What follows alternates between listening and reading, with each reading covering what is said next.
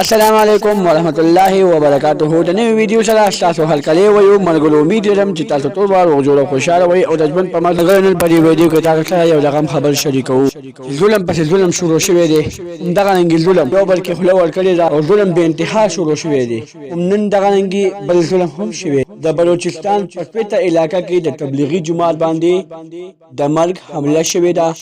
او هایا تاسو د دې نه ځان خبرول غواړئ که اوسه پورې چا زموږ د چینل مخه نه سبسکرایب کړي، زموږ د چینل مخه سبسکرایب کړئ، تړلې نشان ورڅخه مخه ووهئ چې زموږ نوې ویډیو تاسو ته په اسانۍ در ورسي.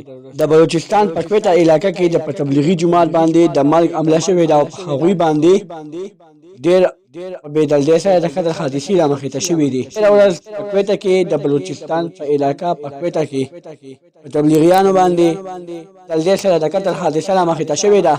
ځکه چې اوسه پورې هغه رنګې قاتل هغه رنګې قتل هېڅ چا څه هم نه دی شوی څنګه چې د تبلیغیانو سره وشو. علم شروع ډېر کسان قتل شوي دي خو داسې نه دي قتل شوي څنګه چې د تبلیغي جماعت والا قتل کړي دي.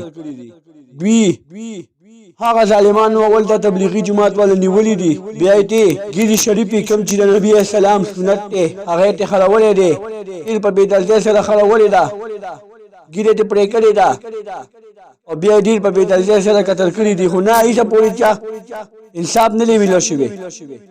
اوسه پورې دا کسان نه دي ویلی شوي چې دا کسان څوک وو. دې ټولو ورځو کې په بلوچستان باندې دوه حادثې مخې ته راغلې.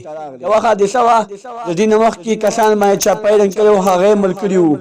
او اوس چې کوم دی اوس تبلیغي جماعت سره دا حادثه رامخې ته راغله. حکومت هم د دې خلاف غټ اکشن اخیستی دی او حکومت دا وایي چې دې کې دهشتګرد لاس دی او دا هغوی کړي دي. خو نه اوسه پورې داسې پته نه لګي چې کله په ښه پته ولګېده نو بیا به خو دوی ته انصاف میلاو شي. دوستانو دا اوس زموږ نننۍ خبر کړو. زموږ خبر خوښ شوی زموږ د چینل مخه سبسکرایب کړئ، تړلې نشان ورڅخه مخه ووهئ چې زموږ نوې ویډیو تاسو ته په اسانۍ در رسي. والسلام.